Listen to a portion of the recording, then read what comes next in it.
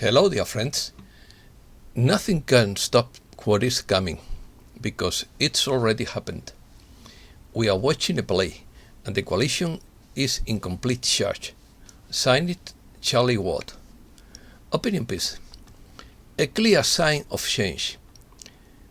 Zimbabwe discards the dollar. It considers it as a suicide. Dollarization is not the panacea. The monetary system is failing. First step in system change. Announcement of political changes expected. Convoy for freedom arrives in Argentina. Chilean, Colombian, and Peruvian stock exchanges join forces. Hundreds of trucks blockade New Zealand. A gigantic solar flare has just erupted. China to grow embryos in artificial wombs. Putin unveils a timetable for abandoning oil and gas. Spanish government eliminates the use of face masks outdoors. YouTuber discovers crashed triangular UFO in Antarctica. Let's start. We were told years ago that currency realignment had two triggers, Iraq and Zimbabwe. And right now, we are seeing the signs and signals of change with crystal clarity. Both Russia and Zimbabwe have announced that they will not use the fiat US dollar for trade because their currencies are now backed by gold and assets.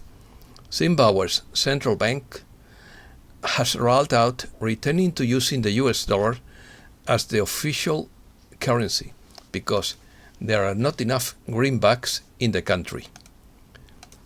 The United Nations is expected to announce that the Iraqi dinar will qualify for international trade. The Iraqi dinar is also expected to increase in value immediately following the United Nations announcement that Iraq was justifiably qualified and certified as fit for international trade. In the midst of financial change, news has just come out that the stock exchanges of Chile, Peru, and Colombia will operate on a single platform. The three entities announced that they will begin their process of regional integration to transform the Latin American stock exchange industry. Economic suicide.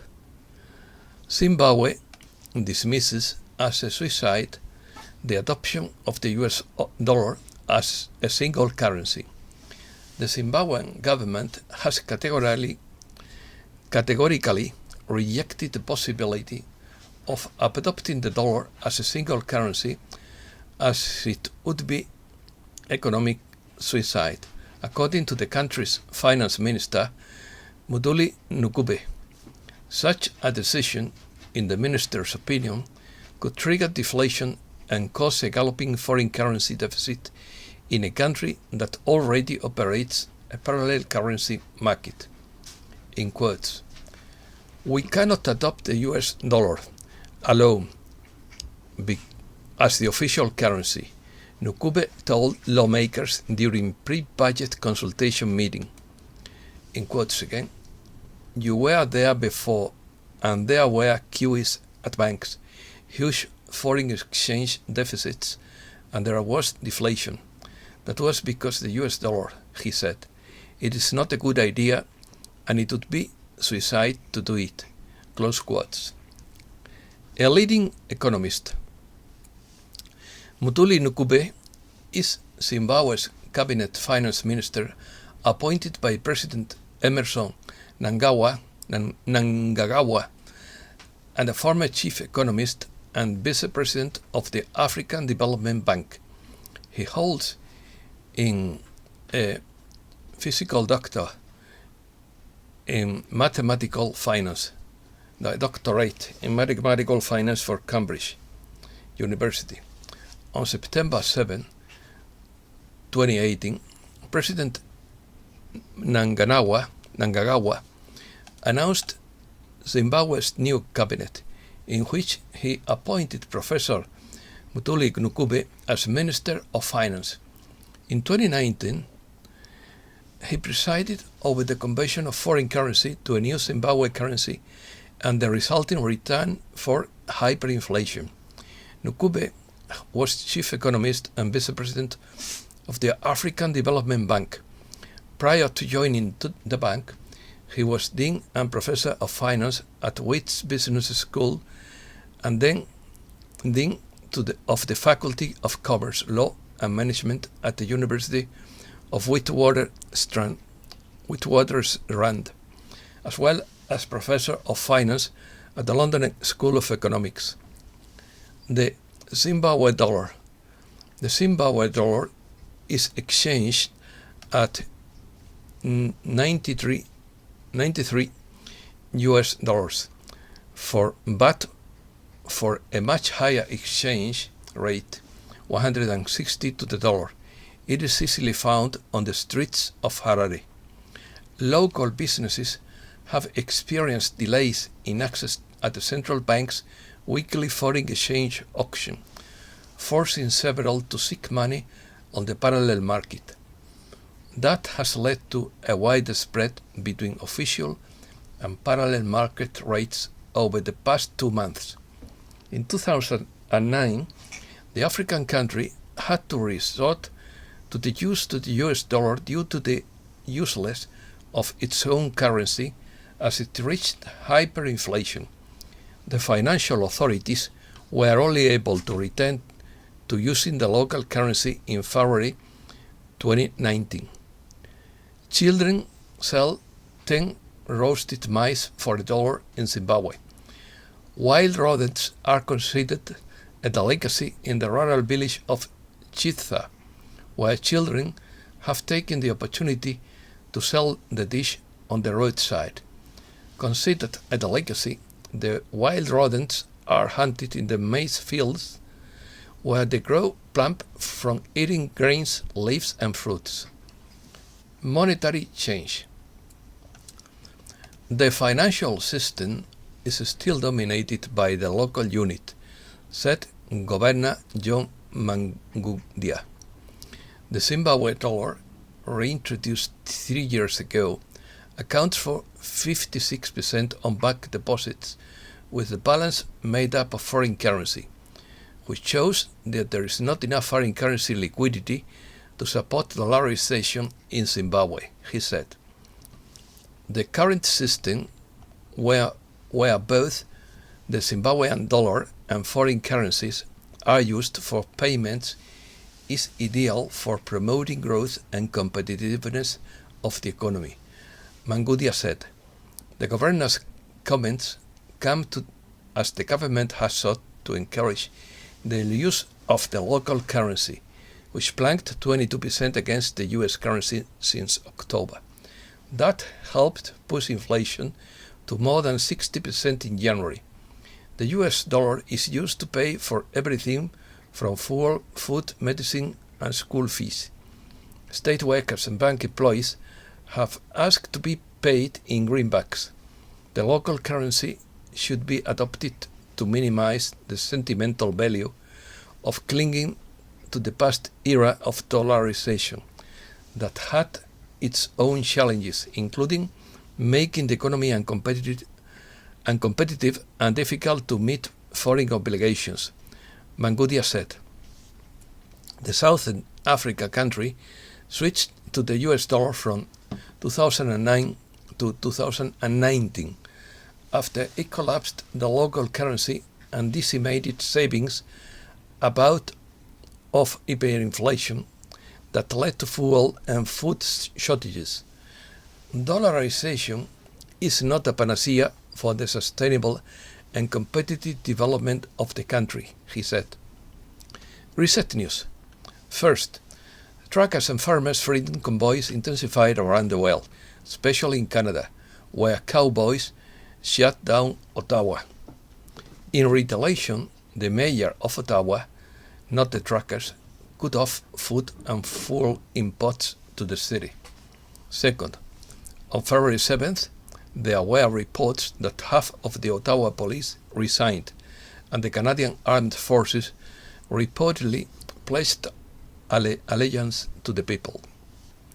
Third, Ottawa police chief claims cancellation of Gofundme campaign for truckers convoy. Ottawa's police chief says his efforts are behind the cancellation of the Gofundme campaign in support of the Freedom Convoy. Chief Peter Sloley outlined the actions taken to date against the protesters and said these actions were responsible for the reduction in the number of trucks and people participating. He said that focusing on funding the protesters has been the key. Fourth, Convoy for Freedom Trucker organizers say they are receiving overwhelming support. Convoy for Freedom 2022 coordinator Benjamin Ditcher and one of the convoy's organizers, Denby Militia Morgan, said they have been blown away by people's support for their efforts to end the mandates and restore personal freedoms. Fifth, on February 7th, Canadians' response to a judge's decision not to honk in Ottawa was organized a long honking party in the capital. 6. After GoFundMe-sized funds from Convoy for Freedom donors, donations to the truckers' new crowdfunding site skyrocketed. 7. Instead of negotiating with protesters, the Canadian government elite ordered a total media and cell phone blackout over the next 6 days to stop trucker and farmer convoys en masse across Canada. 8. There are Truckers for Freedom in Greece, Germany, London, UK, Milan, Italy, Germany, New York, Budapest, Hungary, Verona, Italy, Greece, New Zealand, and Australia. 9. Over the weekend, Freedom Convoy protests against the mandates gained momentum worldwide, including in Finland, New Zealand, Australia, and across Europe. 10. In New Zealand alone, trucks and motorhomes blocked the streets around the Parliament building in Wellington, while up to 2,000 protesters were in attendance on foot. US. First. In New York, city workers shut down the Brooklyn Bridge, the famous bridge. Second. Overnight, the Freedom Convoy closed the Ambassador Bridge connecting Ontario and Michigan, causing massive delays. Third. February 13th was followed by a convoy of truckers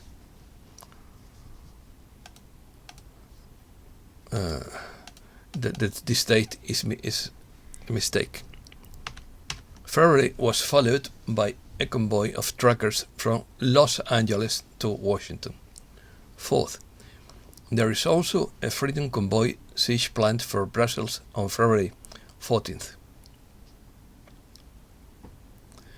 5. Arizona Attorney General declares an illegal immigration wave as an invasion. Arizona's Attorney General declared on February 7th that the wave of illegal migrants in the state would be an invasion, allowing the state to defend itself. In his opinion, the wave meets the definition of invasion contained in the US Constitution. Other countries. First, in New Zealand, the Kiwi Convoy, New Zealand Parliament suffocated by Canadian-inspired protests. Trucks and motorhomes have blocked the streets around Parliament in Wellington, while up to 2,000 protesters were in attendance on foot. Second, a convoy of truck, cars and motorhomes blocked the streets around New Zealand's Parliament building in the nation's capital, Wellington, on Tuesday. Hundreds of people turned out to protest the restrictions. Third, Convoy for Freedom arrives in Argentina. A group of around 500 Argentines joined this Monday the petitions of the Freedom Convoy of Canada and other convoys that continue to join around the world peacefully, asking for the end of the health pass and government restrictions. Convoy for the Freedom of Argentina is a group that began its call through Telegram at the end of January, and so far has more than 1,000 participants who continue to join, of which about 500 participants gathered in the Plaza de Mayo in front of the Casa Rosada in the capital of Argentina, Buenos Aires. Fourth, Colombian coffee price record.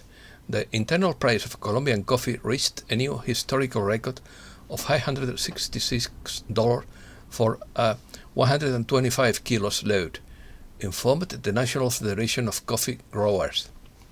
Rumors of war. First, the Malvinas issue goes global. Guillermo Carmona, Secretary of State for Malvinas, Antarctica and South Atlantic, denounced the warmongering attitude of the British government and reiterated Argentina's commitment to multipolarity.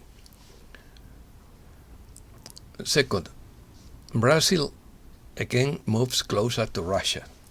On Monday, January 31st, the United Nations Security Council met, where all Western representatives assured that Russia was on the verge of invading Ukraine.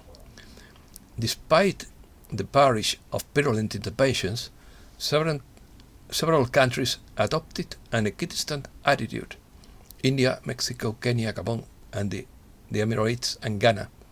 The surprise came when Brazil's representative assured that both Russia and Ukraine's consents are legitimate, in quotes. Third, France, Germany and Poland appealed for unity to avoid war.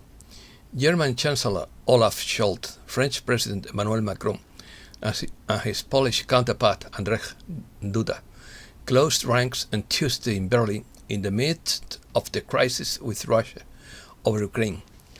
Of the three countries which make up the so-called Weimar Triangle, Poland has the toughest discourse and calls for more firmness from Western allies against Moscow, while the Franco-German axis bets on dialogue. Spain. The Spanish government eliminates the use of face masks outdoors. The Council of Ministers agrees to eliminate from Thursday the use of face masks outdoors and puts an end to their use in recreation and school playgrounds, provided that the safety distance can be respected and there are no crowds. Second, Spanish employers reject raising the minimum wage to 1,000 euros. The two main Spanish business organizations rejected the proposal launched by the country's Minister of Labour to raise the minimum wage of 1,000 euros per month. The Employers Association argues its position because of what it considers an economic context of uncertainty, in which the pre-crisis business levels will probably not be recovered until 2023. Supply crisis. First, UK's largest supermarket warns the West is yet to come, in quotes, amid food inflation crisis. Second, 5 million people in the UK living in food poverty amid rising food costs and energy bills. They have experienced food insecurity in the last month, according to Food Foundation data. 8.8% of all UK households fall into this category. Third, Putin unveils timetable for abandoning oil and gas. Demand for hydrocarbons could last up to 50 years, according to the Russian president. Breaking news. Atrocious canned hunt of 450 deer and wild boars held in the Los Posteruelos estate in Córdoba, Spain. 73 hunters participated in the hunt, who paid about €1,000 with the aim of killing the maximum number of animals. On average, each hunter shot 6 deer, a figure much higher than on a normal hunting day.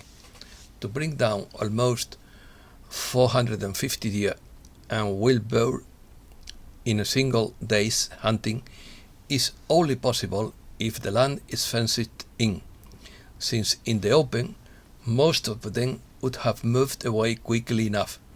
It is clearly an act of cowardice. Are hunters proud to have perpetrated such a massacre? We are killing ourselves. Vietnamese architect Nguyen Dak Chung, along with a team of engineers, mechanics and designers, have announced the creation of the world's first full-size electric mobile. The vehicle is inspired by Christopher Nolan's version of the Batmobile, nicknamed the Tumbler.